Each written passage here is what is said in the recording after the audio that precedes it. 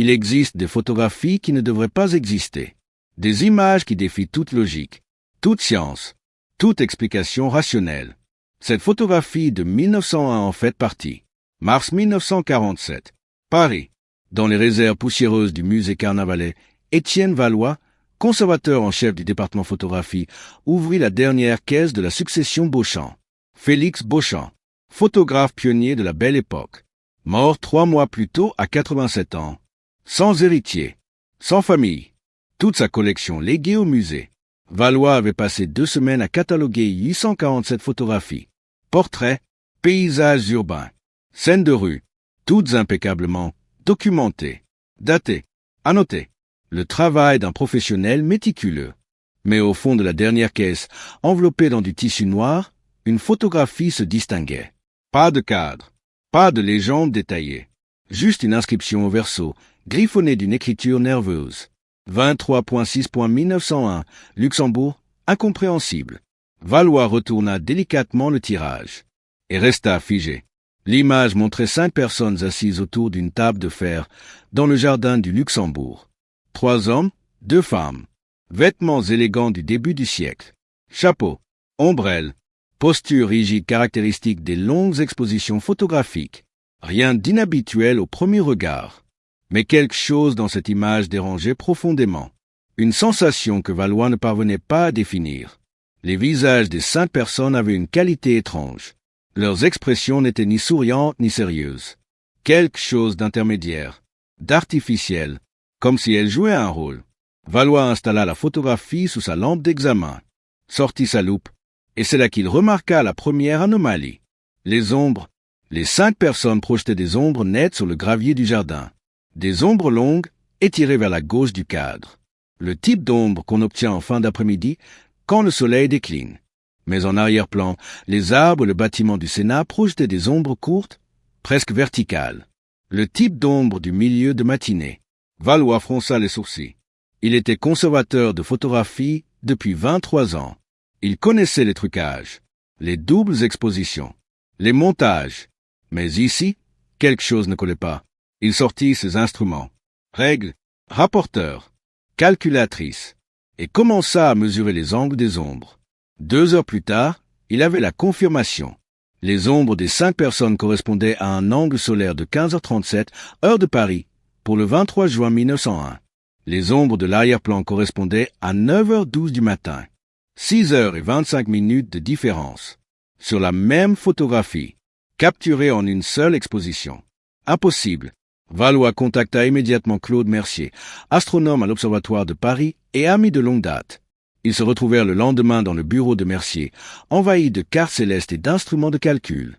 Mercier examina la photographie pendant 1 heure, prit des mesures, fit des calculs, vérifia, revérifia. Puis il posa sa loupe et regarda Valois avec une expression troublée. « C'est impossible, dit-il simplement. Je sais. Non, tu ne comprends pas. Ce n'est pas juste improbable. C'est physiquement impossible.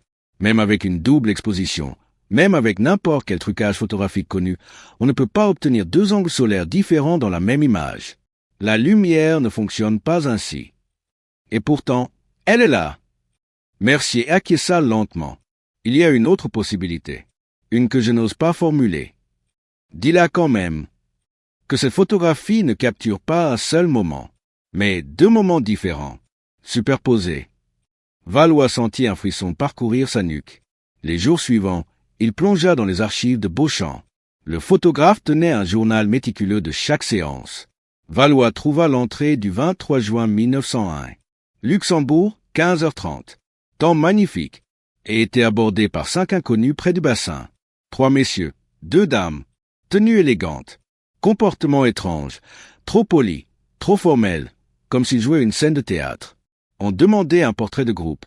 On insistait pour être photographié à cette table précise, à cette heure exacte. On payait généreusement, 3 fois mon tarif habituel. Et accepté. Pause de 4 secondes. Développement ce soir. Quelque chose ne va pas. Les ombres, les visages, cette lumière étrange. Je ne comprends pas ce que j'ai capturé. Entrée du 25 juin. Suis retourné au Luxembourg. Même heure, même endroit. 3 jours de suite. Cherchez les 5 personnes. Personne ne les a vues. Personne ne se souvient d'eux. Le gardien du jardin affirme qu'aucune table n'était installée à cet emplacement le 23. Pourtant, je les ai photographiés. Je les ai vus. Où ai-je rêvé? Entrée du 30 juin et montré la photographie à mon collègue Bertrand. Il est devenu livide. A reconnu l'une des femmes. Marguerite Renaud, artiste peintre. Mais Marguerite est morte en novembre dernier. J'étais à ses funérailles. Bertrand aussi. Impossible qu'elle soit sur cette photo. Et pourtant, c'est bien elle. Je n'ose plus regarder cette image. Quelque chose est profondément faux. Dernière entrée, 15 juillet. Et décidé de conserver cette photographie, mais de ne jamais la montrer. De ne jamais en parler. Certaines choses dépassent notre compréhension. J'ai peur de ce que j'ai capturé ce jour-là. Valois referma le journal. Ses mains tremblaient légèrement. Marguerite Renaud. Il devait vérifier. Les semaines suivantes, Valois engagea une équipe de 3 chercheurs. Leur mission, identifier les 5 personnes sur la photographie. Le processus fut long. Comparaison faciale avec des milliers de portraits d'époque. Consultation des archives municipales. Des registres civils. Des journaux. 2 ans passèrent. En janvier 1949, ils avaient les résultats. Valois convoqua une réunion dans son bureau. Les 3 chercheurs étaient présents, ainsi que Mercier, et le directeur du musée. Le premier chercheur, un jeune historien nommé Antoine Dubois, prit la parole. Nous avons identifié les 5 personnes. Toutes ont réellement existé. Et c'est là que ça devient problématique. Il posa 5 dossiers sur la table. Homme numéro 1, assis à gauche. Charles Dufour, 42 ans en 1901. Industriel lyonnais spécialisé dans la soierie.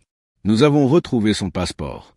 En juin 1901, il était à Londres pour négociations commerciales. Entré en Angleterre le 15 juin. Retour en France le 2 juillet. Document douanier confirme. Il ne pouvait physiquement pas être à Paris le 23 juin. Silence dans la pièce. Dubois continua. Homme numéro 2. Antoine Mercier. Professeur de mathématiques. En juin 1901, il était incarcéré à la prison de Bordeaux. Condamné pour fraude financière en avril.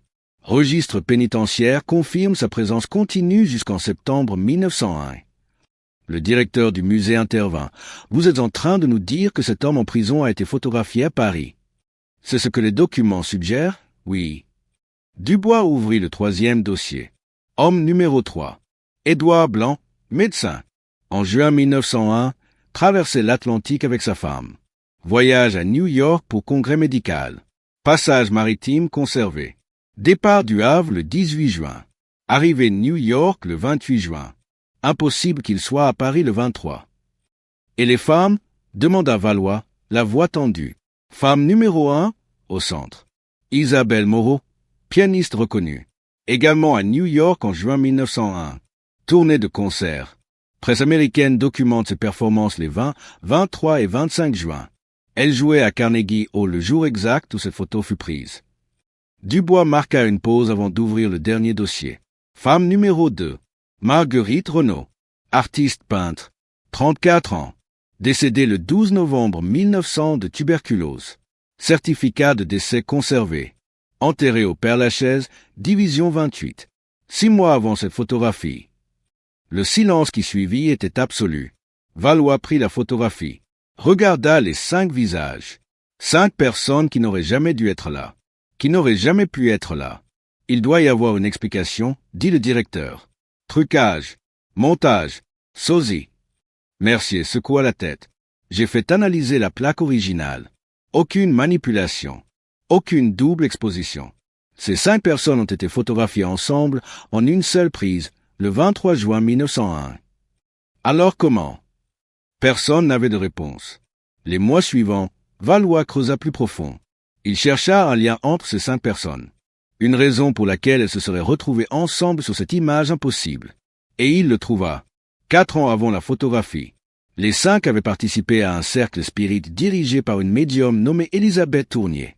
Le cercle se réunissait chaque semaine dans un appartement rue de Rivoli. Valois retrouva les archives du cercle, conservées par hasard dans une collection privée. Procès-verbaux des séances. Liste de participants. Témoignages. Charles Dufour, Antoine Mercier, Édouard Blanc, Isabelle Moreau et Marguerite Renaud avaient tous assisté régulièrement aux réunions entre mars 1897 et novembre 1898. Le cercle avait un objectif particulier. Pas simplement communiquer avec les morts, mais, selon les mots d'Élisabeth Tournier, établir un pont photographique entre les esprits et le monde matériel. Tournier prétendait que les esprits pouvaient impressionner directement les plaques photographiques, qu'on pouvait capturer des présences sans corps physique. Valois trouva le compte-rendu d'une séance du 8 mars 1898. Élisabeth est entrée en transe profonde, a parlé d'une voix qui n'était pas la sienne, a dit « Vous 5, les fidèles, vous serez la preuve. Un jour, vous serez photographiés ensemble, même ceux qui seront morts, même ceux qui seront absents. Dans la lumière, vous vous retrouverez. » Le 23 juin 1901, Jardin du Luxembourg, 15h37 précise. Ce sera notre démonstration au monde. Valois sentit sa gorge se serrer. 3 ans avant l'événement, la date exacte avait été annoncée. Mais Élisabeth Tournier était morte en février 1899, 2 ans avant la photographie. Comment avait-elle orchestré cela depuis la tombe? Valois retrouva la petite fille de Tournier, une femme âgée vivant à Montmartre. Elle conservait les effets personnels de sa grand-mère, dont un journal intime. Valois le lut avec une fascination horrifiée. Entrée du 5 juin 1898. J'ai choisi la date, 23 juin 1901. 3 ans dans le futur. Assez loin pour que certains soient morts. Assez loin pour que d'autres soient dispersés. Mais le lien que nous créons dans nos séances transcendra la distance, transcendra la mort. Nous prouverons que l'esprit peut se manifester dans la lumière argentique sans présence corporelle. Entrée du 12 septembre 1898. Les 5 ont juré. Ils seront là, leurs esprits, du moins. Peu importe où leurs corps se trouveront. Peu importe s'ils seront vivants ou morts. Le 23 juin 1901, ils apparaîtront devant l'objectif photographique. Et le monde devra accepter que nous avions raison. Valois apprit également que Félix Beauchamp avait assisté à plusieurs séances en 1897. Sceptique, curieux, mais présent. Était-ce un hasard qu'il soit précisément au Luxembourg ce jour-là? Ou avait-il été attiré là par quelque chose qu'il ne comprenait pas? En 1950, Valois obtint l'autorisation d'analyser la plaque originale au laboratoire du CNRS. Techniques les plus avancées. Microscope électronique. Analyse spectrale. Tout ce que la science moderne pouvait offrir. Résultat, aucune manipulation détectable. L'image avait été capturée en une seule exposition. Les 5 personnes étaient présentes sur la plaque au moment exact où la lumière impressionna l'émulsion. Mais le détail final bouleversa Valois. L'agrandissement extrême des pupilles des 5 personnes. Dans des conditions photographiques normales, les pupilles reflètent l'environnement immédiat. Le photographe, la lumière ambiante, le décor. Ici, les pupilles des 5 ne reflétaient pas le jardin du Luxembourg. Elles reflétaient un intérieur sombre, éclairé aux chandelles, des murs recouverts de tentures, une table ronde, la salle du cercle spirit rue de Rivoli, comme si les 5 personnes, tout en apparaissant physiquement au Luxembourg, regardaient depuis ailleurs, depuis l'endroit où leurs esprits s'étaient réunis 3 ans plus tôt. Valois présenta ses découvertes à l'Académie des sciences en novembre 1950. Il fut poliment mais fermement éconduit, trop spéculatif, manque de rigueur scientifique. Mais en privé, plusieurs académiciens admirent leurs troubles. L'un d'eux confia à Valois. Si ce que vous dites est vrai, cela signifie que la photographie ne capture pas seulement la lumière réfléchie par des objets physiques. Elle capture aussi autre chose, des présences, des intentions, des projections de conscience. Et si c'est vrai, combien d'autres photographies contiennent des anomalies que nous n'avons jamais remarquées? En janvier 1953, Valois reçut un colis anonyme. À l'intérieur, une photographie, prise au jardin du Luxembourg. Même angle, même cadrage que celle de Beauchamp, mais datée du 23 juin 1901. Même jour, probablement même heure. Photographe différent. Amateur, visiblement. Qualité inférieure. Et sur cette seconde photographie, le jardin était vide. Pas de table, pas de chaise, pas de 5 personnes. Juste le gravier, les arbres, le Sénat en arrière-plan. Comme si Beauchamp avait photographié les présences invisibles aux autres. Valois compara les 2 images côte à côte, et comprit enfin. Les 5 personnes n'avaient jamais été physiquement au Luxembourg ce jour-là, mais elles avaient projeté leurs esprits, leur conscience, leur engagement pris en 1898 lors des séances spirites. Et d'une manière que la science ne pouvait expliquer. Cette projection avait impressionné la plaque photographique de Beauchamp. Pourquoi lui et pas l'autre photographe? Peut-être parce que Beauchamp avait assisté aux séances, que son esprit était lui-même lié au cercle, qu'il était devenu, sans le savoir, l'instrument de la prophétie d'Élisabeth Tournier. Les deux lumières différentes, 9h12 et 15h37, n'étaient pas une erreur. C'était la signature de la superposition temporelle. 9h12, l'heure où la promesse avait été faite en 1898. 15h37, le réel où Beauchamp prenait la photo en 1901. Deux moments, deux temps, fusionnés dans une seule image. Valois ne publia jamais officiellement ses conclusions, mais il conserva toute la documentation, tous les témoignages, toutes les preuves, et légua le tout au musée avec une note. Cette photographie défie notre compréhension de la réalité. Elle suggère que la conscience peut se manifester dans la lumière photographique indépendamment du corps, que des engagements pris avec assez de volonté peuvent se réaliser au-delà de la mort, au-delà de la distance. Je ne demande pas qu'on me croie. Je demande qu'on préserve ces documents, pour que les générations futures, avec de meilleurs outils, puissent peut-être comprendre ce que nous ne pouvons pas. Aujourd'hui, la photographie est exposée au musée Carnavalet, dans une petite salle dédiée aux phénomènes photographiques inexpliqués, avec un cartel sobre. Photographie de groupe, Jardin du Luxembourg, 23 juin 1901. Félix Beauchamp. Identité confirmée. Présence physique réfutée. Explication inconnue. Des milliers de visiteurs passent devant chaque année. La plupart ne remarquent rien d'inhabituel. Mais ceux qui lisent la documentation complète, qui étudient les ombres, qui comprennent l'impossibilité, cela repart troublé. Parce que cette photographie prouve quelque chose de terrifiant. Que nous ne comprenons pas vraiment ce que la photographie capture. Que derrière chaque image, il peut y avoir des présences que nous ne voyons pas. Des esprits, des projections, des volontés si fortes qu'elles impriment la lumière elle-même. Combien de photos de famille contiennent des personnes qui n'étaient pas physiquement présentes? Combien de portraits incluent des morts qui refusent de partir? Combien d'images ordinaires cachent des impossibilités que personne n'a pris le temps d'examiner? Cette photographie de 1901 ne sera jamais expliquée. Chaque analyse révèle de nouvelles anomalies. Chaque expert qui l'étudie conclut la même chose, impossible et pourtant réelle. 5 personnes, 4 vivantes mais absentes, une morte, toutes photographiées ensemble, toutes fidèles à une promesse faite 3 ans plus tôt. Élisabeth Tournier avait raison. L'esprit peut impressionner la plaque argentique. La volonté peut traverser la mort et la distance. Et la photographie, loin d'être un simple enregistrement mécanique de la lumière, est peut-être un portail. Un portail entre les mondes, entre les vivants et les morts, entre le présent et d'autres temps. Regardez cette photographie, vraiment, et demandez-vous combien d'autres impossibilités nous entourent, invisibles, jusqu'à ce que quelqu'un prenne le temps de vraiment voir.